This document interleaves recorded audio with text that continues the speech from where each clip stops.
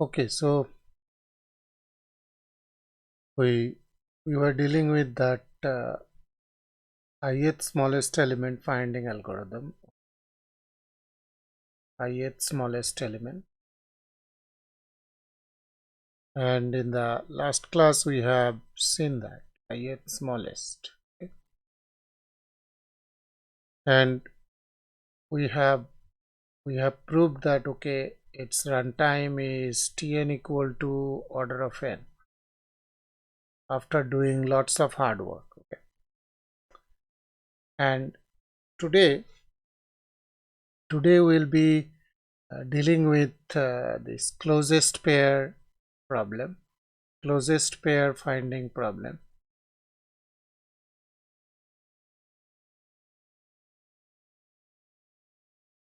Pair finding problem, and that will be dealing with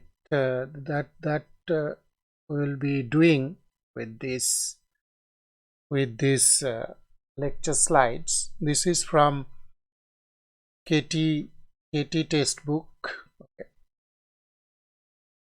and that is used in Princeton University in their algorithm class, okay. And this is prepared by this Kevin Wen, and you see this closest pair finding, closest pair points, that algorithm is taught there, okay, and that is in your syllabus as well. And this median and selection, that already we have seen, that order statistics, okay, that ith smallest element, closest pair. Now we'll check this closest pair, okay. And only few slides will be taking from there, but the slides will be taking from there. We are going there, and then we will be discussing in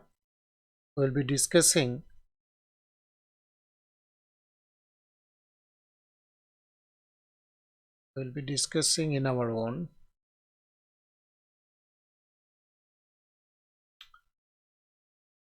Okay, so this slide we will be using for proving something. So let us discuss what this closest pair point problem is, okay. Closest pair finding problem. Say this in the C, say this problem having wide range of applications. Say in a road, this is the road, okay. This is the road, and several cars are moving, okay? Several cars are moving along the way, several cars, right? And you have to find out which two cars having the closest distance. That means they are very close, right? Which two cars are very close? Then what will be the immediate implication of that? Then you can instruct, if you are instructing as a whenever you are giving the signal, then if they are very close enough, then you can make the smart city like that by this algorithm, that whenever two cars will be very closer to each other, then you will be giving a signal to them that you go little bit far apart, okay. Then there might be a chance of collision avoidance, okay. So collision is maybe avoided because of that, right? So that maybe this algorithm may be utilized in the sea as well. In the sea as well, when ships are moving, right? When ships are moving, if they are very close enough, right? When they are very close, then they might be given the instruction that you separate yourself a bit, right? And this may be utilized in space also for aeroplanes. In the aviation context, we can utilize the algorithm that we will be discussing, that is the closest pair point.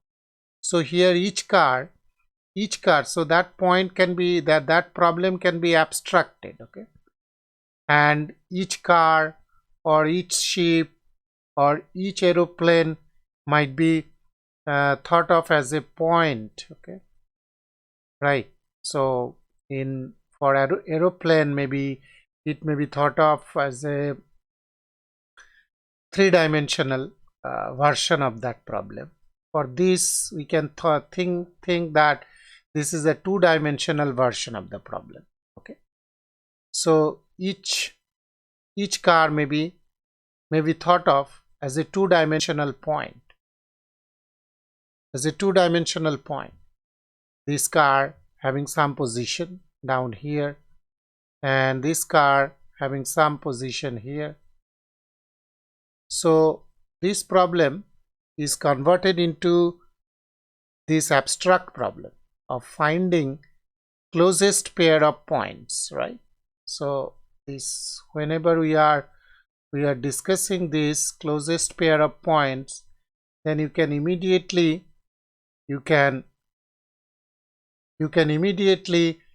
relate that problem in this arena or in this area, okay. You can relate this problem, right, in this application. So we can start. Hello,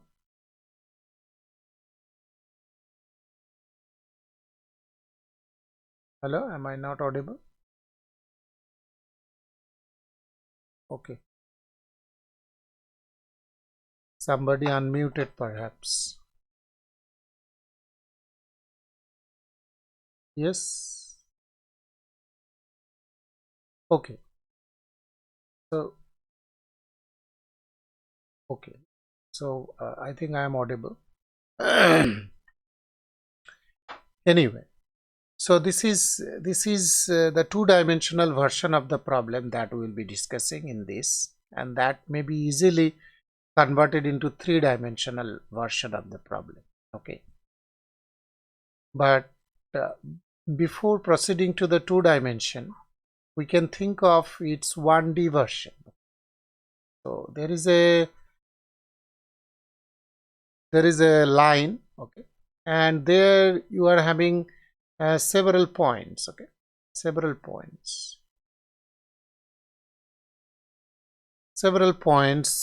you can think of, right, several points you can think of, and then you have to find out the closest pair. So you see that the closest pair in the line is these 2 points, okay, these 2 points. So that is the 1D version of the problem, 1D version. So if these numbers, you can think of, say, these are numbers, and if these numbers are sorted, if it is not sorted, you can sort the numbers, sort it, and that sorting will be taking order of 1 time, and that sorting will be placing the numbers in the number line like this, okay. Sorry, this sorting will be taking order of n log n time. Sorting will be taking, and then what you got to do, you have to scan it from left to right. You have to scan it from left to right, and you take this number, and you pair up this number with this number. These two numbers will be compared, okay. So this these two number will be this, how much they are far apart, that will be subtracted, okay, and then that number we can store in some variable, say x, in some variable. This subtracted value we can store, right. The subtracted value may be, say, k. And then what I'll be doing, I'll be taking these two numbers, okay, these two numbers, these two pair, and then I'll be again comparing this these two.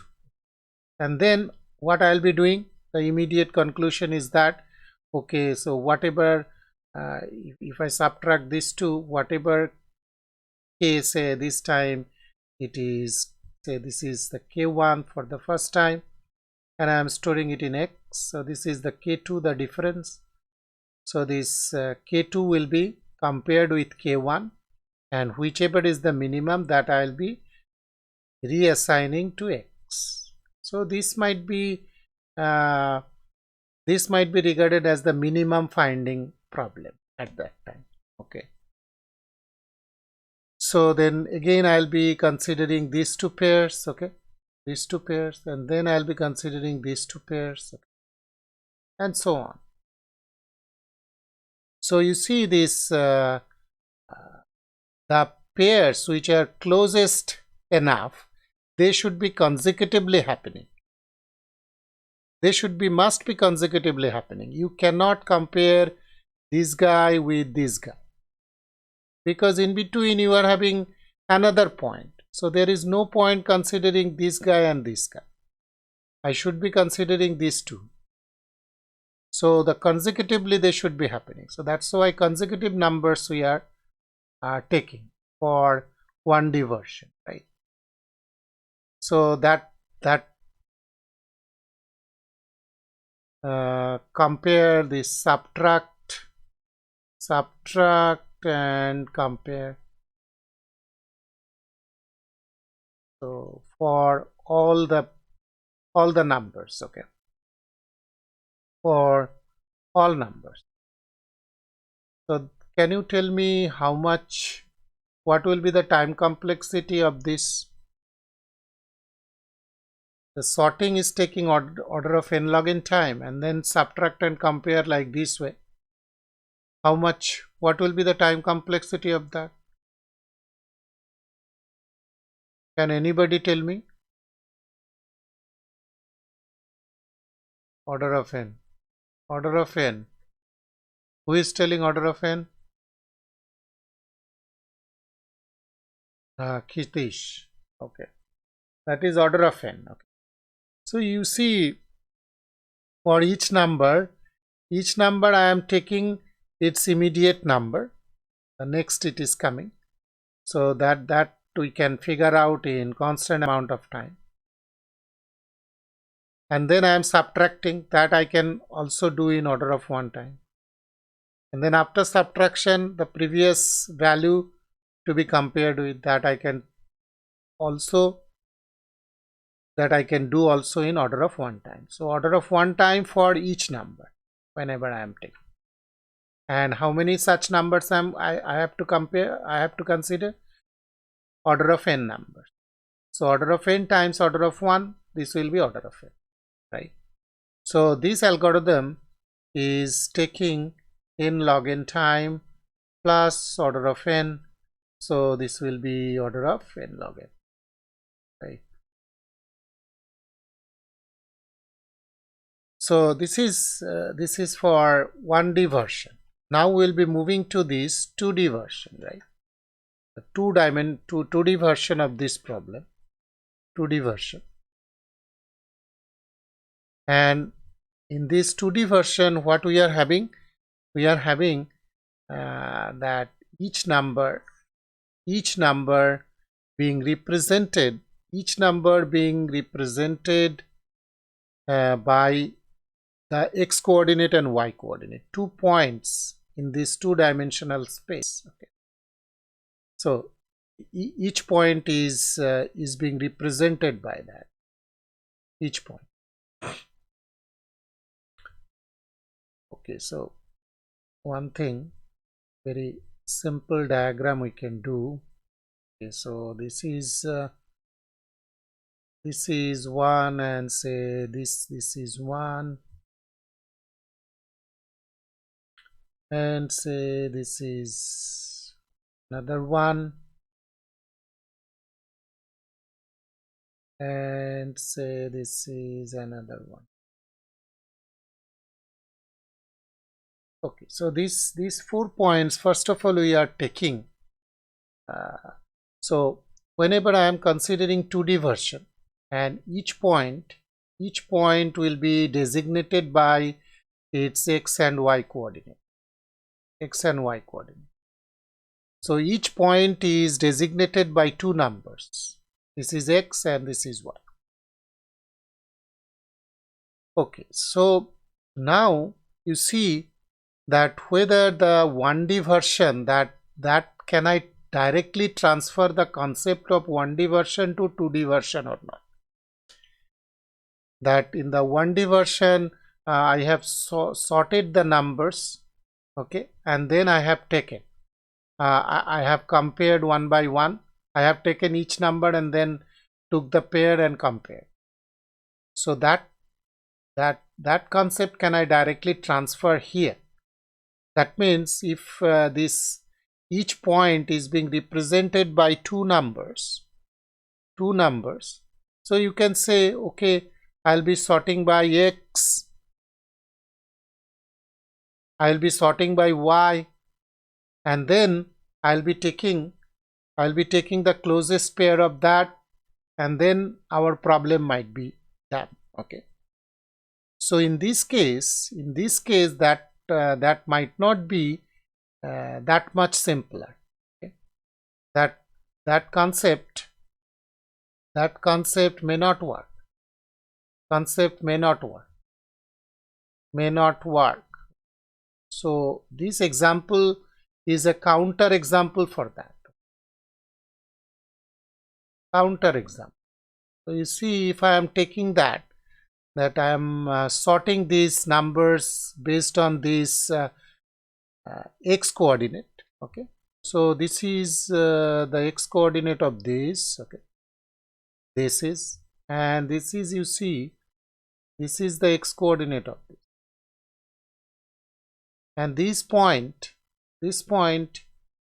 as far as x coordinate is concerned is little bit not closer. If I am sorting based on x coordinate, and then what will be happening? So, and then I am taking the closest pair, then these two, this and this, so this may be regarded as the closest pair. This may be regarded as the closest pair. So this you can think of little bit far away from this. Okay, far away from this, and then these two, this will be bigger than this. Okay, and then again, so this is for x coordinate. We can eventually take these 2 points as the closest pair points. And if I am thinking about y coordinates, so these are our points. Okay, this is the point, and you see, this is as far as y coordinates are concerned. So if I am taking the y coordinates, so these two may be regarded as the closest pair, maybe.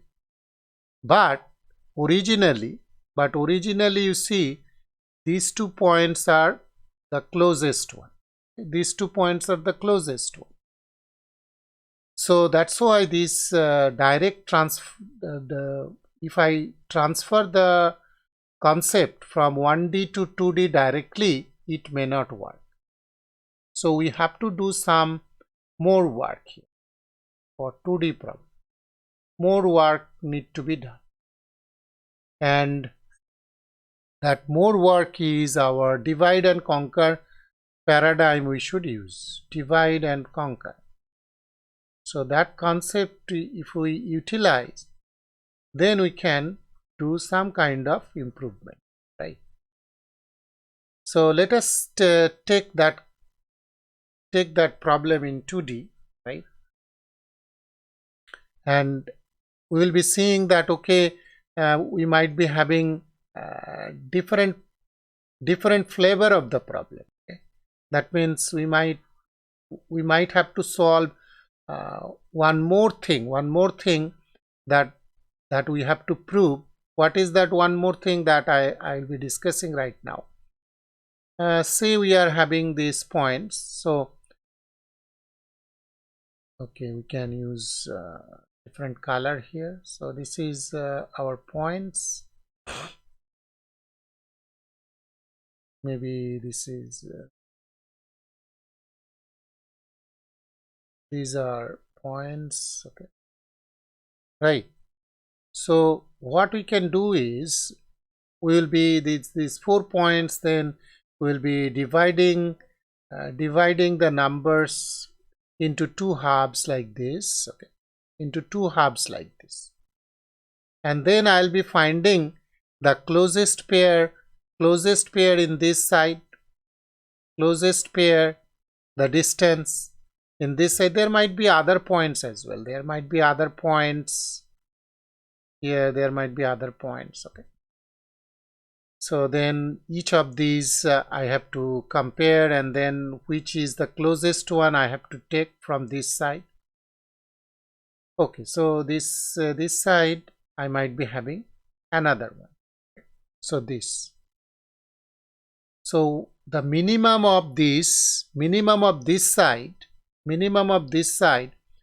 that I can say delta 1, that minimum of this side, which is the closest pair, which is giving the minimum distance, that we have to find out from this side recursively, and from this side also, which is the closest one, that we have to find out. So that distance may be delta 2, okay. And now if I am having these two, can you tell me that is my problem over, or is there any other bottleneck that I have to solve? If I recursively solve this part and this part, and then the minimum of this if I return, then will the problem be solvable? Can anybody find out any kind of bottleneck? I am dividing near this, okay. So you see, if I am finding the closest pair here in this side, and if I find the closest pair in this side and take the minimum of these two, then I am finding that okay, these two might be the minimum. But actually, whenever I am looking, I am seeing that okay, these 2 points crossing the midpoint, crossing the midline, this line crossing the midline, that is the minimum of all, okay. So crossing the midline, or whatever definition you give there, okay. Somebody has unmuted, please mute. So crossing the midline,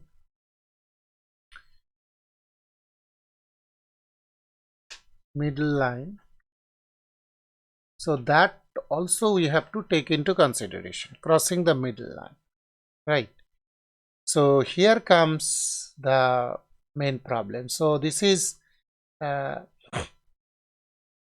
this I can minimum of, so we have to find out the recursively the minimum of this part. We have to find out the recursively we have to find the minimum of this, okay. And then I can say this is maybe delta star equal to minimum of delta 1 and delta 2. And then crossing the midline also, we can find out that which is the closest pair, okay. So then overall minimum will be, so crossing the midline, the distance, if I represent that by delta 1 star crossing the midline, then overall minimum will be equal to overall minimum delta, that will be equal to the minimum of delta star, and then delta 1 star. So this will be the overall minimum, and that we have to find out, okay, for this problem. So now this again one thing is coming up, one thing is coming into picture, that whenever this crossing the midline, then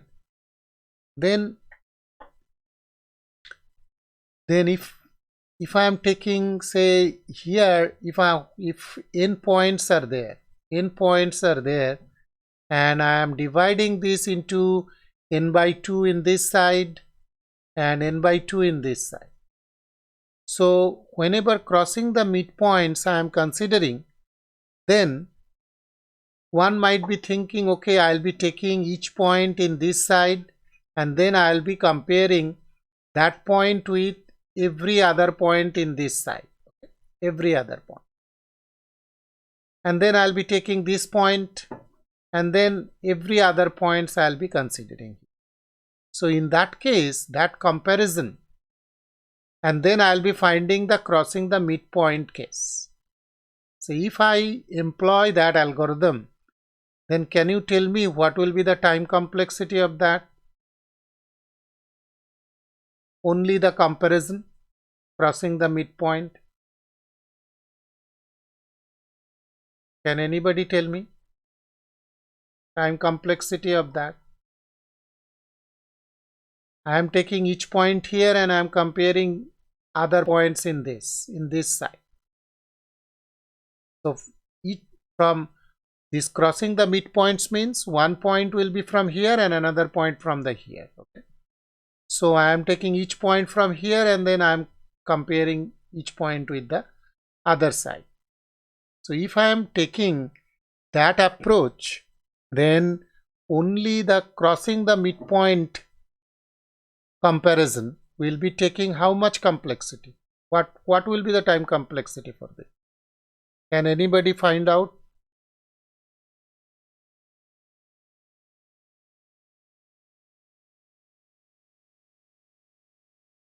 So order of n square, somebody is telling order of n. So majority telling this order of n square. Okay. So definitely it is order of n square because here n by 2 points are there. Okay. That means order of n points we are having here in this. And for each of order of n points, I am checking all the order of n points again here. So order of n times order of n. So that will be order of n square, right? So the time complexity will be order of n square. At that time, only the case that crossing the midpoint I am comparing. There will be associated cost which will be involved recursively whenever I am solving this side. Recursively I am solving this side. Apart from that, the cost which is involved crossing the midpoint, that only takes order of n square. So then definitely we can say that if I am employing that idea, then our algorithm will be running in omega n square time. Already I have consumed n square. Okay. So then definitely it will be omega n square. Right. So that means greater or equals to n square we can have. But then the idea then we have to devise. So this is not desirable. Then we have to think of other ways. So the mantra we have to chant, can we do better? Can we do better? Okay. Okay. So today might be having other classes. I don't know. So today I can stop here, and then in the next class what we'll be doing, we'll be doing the other way to think about this crossing the midpoint case. and then that will be taking 15 minutes time, and then we can start Strassen's matrix multiplication, and then we can go from the next to next class. Maybe we can go to other chapter, that may be greedy or dynamic programming or some amortized analysis. So let me see which one to take. Okay, so any question are having?